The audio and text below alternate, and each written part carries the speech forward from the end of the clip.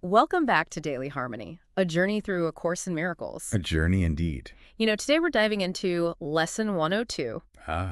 Yes, it's lesson 102. But before we get into that, just a quick recap. You might remember from last time, Oh, yeah, right.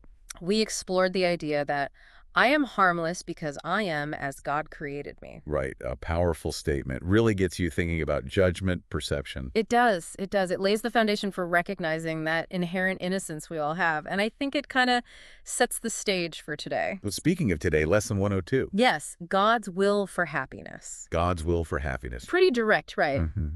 The core teaching is, well, pretty straightforward. It is God's will for you to be happy. It is. It really cuts to the chase, doesn't it? I mean, we often think happiness is something we got to chase after, Yeah. earn it, achieve it, maybe get lucky and find it. But this lesson, it kind of flips the script. Happiness isn't some random thing that happens. It's the whole point. I love that. Like it's built into us. Exactly. Think of a plant, right? You give it what it needs, it just grows, naturally blossoms. Hmm. Our natural state, according to the Course, is joy. It's like we're wired for it. Okay, so we're wired for joy, but within the framework of ACIM, why is that statement so significant? It seems like pretty straightforward. Right, right. But you got to consider the other voice we often hear, that nagging voice, the Of ego, the ego, yeah. always whispering, you're not enough, you messed up, you're separate from everyone, even God. Always emphasizing what's missing, making us feel guilty. Happiness, that's a fleeting reward maybe, if you're lucky. It's so draining. It is.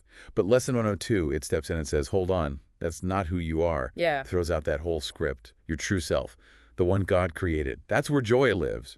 Pure abundance, not limitation. So it's like an antidote to the ego's negativity. It's a constant reminder that, hey, we're worthy of happiness. Absolutely. It's about remembering your true worth. But of course, then the question pops up. If this is true, if God really wants us to be happy, why is there so much suffering? Right. Why all the pain, the conflict, the unhappiness? If God wants us to be happy, why aren't we all just like skipping through fields of daisies? That's the million-dollar question, right? Yeah. And this is where the Course gets really interesting. It says, this suffering, it isn't coming from God, it comes from us. Our mistaken thinking, as it calls it. So our own thoughts are causing us to suffer. Exactly. We buy into those ego-driven beliefs. Separation, fear, judgment. We believe we're isolated, vulnerable, and bam. Anxiety, fear, it all comes rushing in. The Course says the way we see the world, that creates our experience. So to experience happiness, we have to shift how we think. You got it. Choosing happiness is a step toward recognizing our connection to God, to each other.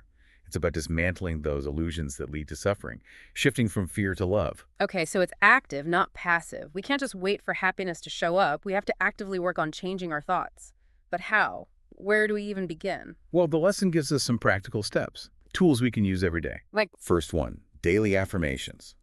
The lesson suggests repeating this phrase, it is God's will for me to be happy, throughout the day, whenever you can. seems almost too simple. How can saying a phrase actually change anything? It's the consistency that matters. Like anything, repetition builds strength. When you find yourself spiraling, those negative thoughts creeping in, you use this affirmation to counter them.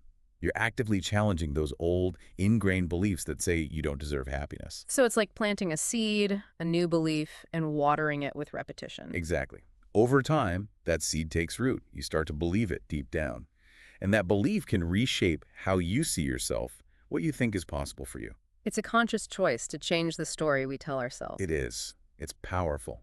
And speaking of powerful, another tool is gratitude journaling. Gratitude, like just writing down things we're grateful for. Yeah, but with a specific focus. Take a few minutes every night and jot down at least 3 things that brought you happiness during the day, anything big or small. But how does that tie into God's will for happiness? We hear about gratitude all the time. Well, if God wants us to be happy, those little moments of joy, those are like glimpses of that truth in action. By focusing on them, writing them down, we're training ourselves to see the evidence of God's will in our lives. We shift our attention from what's wrong to what's right. So we're basically looking for proof of happiness in our lives. Yes. Yeah. And that shifts our whole perspective. Yeah. From lack to abundance, from I don't have to, I already have. I like that. What's the third tool? The third one is meditation, not the hardcore, empty your mind kind, but a gentler approach. Spend about 10 minutes just sitting quietly, focusing on this idea. Happiness is your birthright. So not trying to achieve some special state, but just holding that intention? Right. You can even visualize it. Imagine a warm, bright light around you representing that divine love and joy that's already yours. It's a way to connect with that happiness on a deeper level beyond just thinking about it. Exactly. It quietens that ego chatter. It helps you tap into that deeper reality of peace and happiness that's always there inside you. These are some great tools. And the lesson also gives us a reflection question, right? It asks, what beliefs do you hold that contradict the idea that God wants you to be happy? And how can you begin to release them? Ah, yes. That's where the real work begins. It forces us to confront those internal roadblocks. Those beliefs we might not even realize we're holding on to. Exactly. Like, I don't deserve happiness because, or I can't be happy until. It's about bringing those hidden beliefs into the light. So we can finally start to question them. Yes. Once we see them clearly, we can start to challenge their validity. And in that questioning, in that letting go, the shift happens. We start to understand that happiness isn't something we earn. It's our natural state. It is. It's our inheritance. It's who we truly are.